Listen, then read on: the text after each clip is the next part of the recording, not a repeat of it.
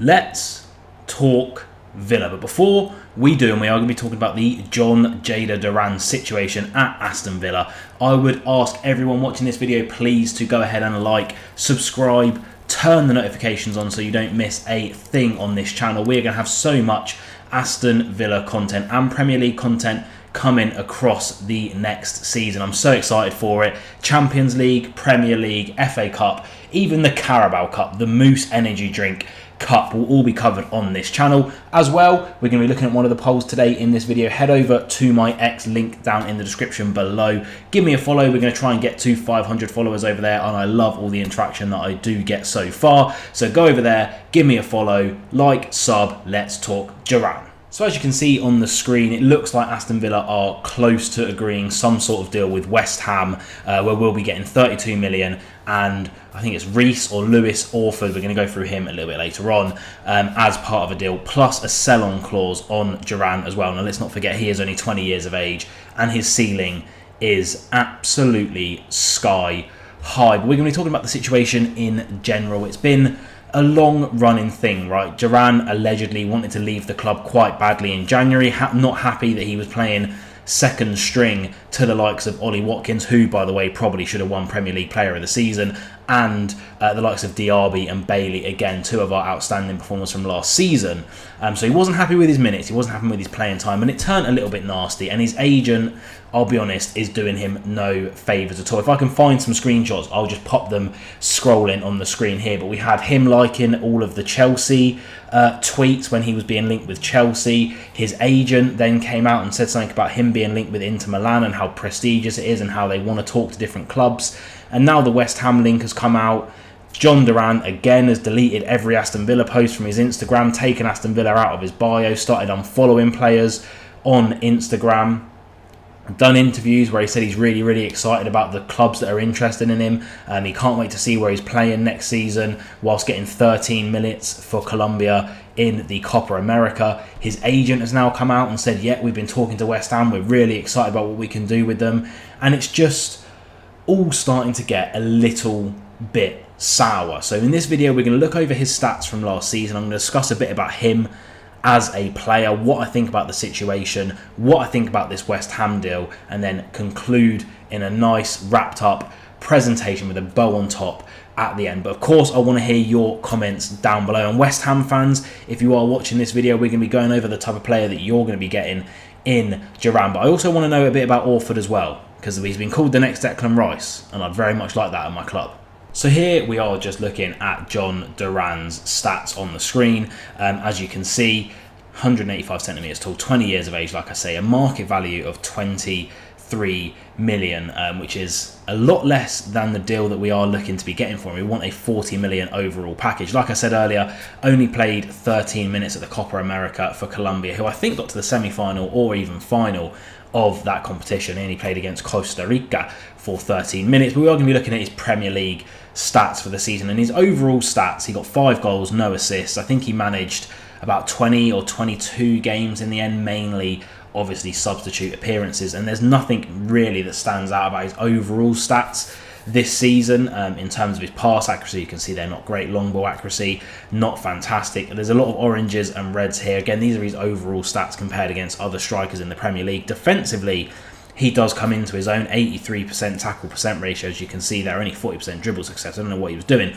but 5 tackles, 83% on those, 45% on his duels, and 60% on his aerial duels. Defensively, really good work from him, despite the actual numbers being low. The percentages are quite high, but you know, like I said, he wasn't getting many minutes. So we look at his per 90s, and that's when he gets really impressive. Top 4th percentile in the Premier League for goals per 90. That Liverpool double obviously helped him out there, but shots on target as well, really positive on the ball, and he's not afraid to get a shot off in the slightest. Successful crosses, actually not too bad as well. Touches, penalties awarded. I always said with Jhon Duran, when you sub him on, he's either going to score a goal, win a penalty, or get like a yellow card, or get sent off. But again, his defensive stats, nothing short of absolutely brilliant. A lot of greens all around, a lot of them placing him in the top 5th percentile per 90 in the Premier League, again, for that position.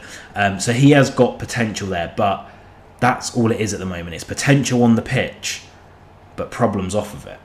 So if I pop this up here, again, Jhon Duran currently playing for Aston Villa, who are, do not forget, a Champions League club, competing at the very top of the Premier League, the most premier, well, it's technically in the name, isn't it, league in the world. He played 49 times for us overall, that's all competitions, getting 8 goals. Before that, he's played for Envigado, which I believe is going to be in Colombia, getting 10 goals in 49 games. He played for Chicago Fire in the MLS, getting 8 goals in 28 games. He played 10 games for the Colombia national team, getting 1 goal. So, in my opinion, he is in quite a privileged position to be playing for Aston Villa, to be part of Emery's plans, to be a 20-year-old player coming from Colombia, building your way up in America, and then coming over to the Premier League and given the opportunity to play for a club, 1, as prestigious as Aston Villa, and 2, in a position that we are, playing in Europe's top competition. I find his attitude just slightly disappointing in the way that he's handling things, making such a bitter connection between the club and the fans. Yes, maybe the fans could have done more for him, but we all love him as a player. Like, I absolutely love it when he comes on.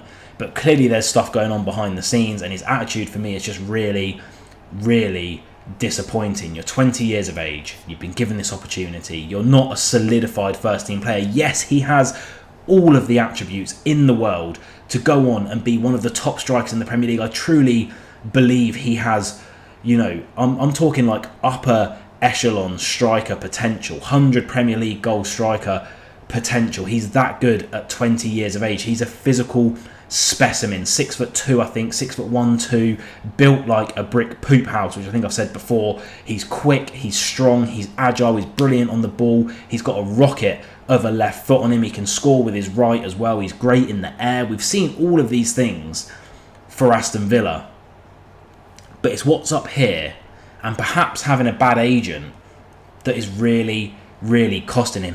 The disconnect I see between Aston Villa fans on Twitter and Jhon Duran at the moment, due to, 1, his actions, the interviews that he's doing, coming out effectively slating the club, saying he's done, he doesn't want to play for us anymore, he's sick and tired of being on the bench. His agent just drumming up interest, which is disrespectful, I think, to Aston Villa to be going round and doing that, talking about all the clubs he's so prestigious. Oh, I can't wait to be linked with them, we love being linked with them, we're going to be talking to them. It just all really rubs me, and I think other Villa fans, up the wrong way. If I can get a screen recording, I'll throw it on the screen here, just kind of scrolling through some of the thoughts and feelings of Aston Villa fans that I've seen on Twitter towards the Jhon Duran situation. And it's sad, because again, he has all the potential in the world, and I think he has the potential, like I said, to be world class, but that attitude is just really a problem. For me, it stinks of like an Adel Taarabt, a Ravel Morrison, these types of players that have the world at their feet but just can't sort their heads out. Perhaps he doesn't love football as much as, you know, well, Ravel Morrison, the thing was that he fell out of love with football, but maybe his attitude just isn't going to improve. And I think that his career can go one or two ways. I think he can go to West Ham or stay at Villa, put his head down, knuckle down, focus, break into a first team, and be one of the best players the Premier League has ever seen. A great striker, getting 100 Premier League goals throughout his career. That is all in his future, if he sorts his attitude problems out. And I think there are attitude problems and behavioural issues outside of football. There was a report once that he caused £1,200 of damages to a hotel room that Villa had to pay, and he got fined, etc, etc. Maybe, I mean, the most obvious comparison here is Balotelli, right, in terms of attitude problems and maybe his head not being in the game. But I could see his career also going down the route of 8 clubs in the next 10 years, never getting a regular run in a first team, always rubbing fans and the dressing room and the managers up the wrong way, and his career just flittering out to the point where he's back in the MLS by 28, 29 as a failed star, if you will. Now, I really hope it is the first option. In terms of the deal, Lewis Orford, 32 million and a sell-on clause is what's being reported. Again, I'll pop it up on here, by Fabrizio Romano. That has been rejected by Aston Villa at the initial stage. We're hoping out for more of a 40 million total package deal. I could see this deal coming in at 35 Orford and the sell-on clause. And again, if he does kick on, that sell-on clause is going to be nice for us in a couple of years. But that's the deal. Again, West Ham fans, this is where I want you to come in, because I don't know too much about Lewis Orford. He's been told, or touted, I think is the word actually, to be like the next Declan Rice. He's 18 years of age. He doesn't have a senior cap in men's football at the moment, which is slightly worrying. You know, for him to be involved in part of a deal for such a player like Jhon Duran.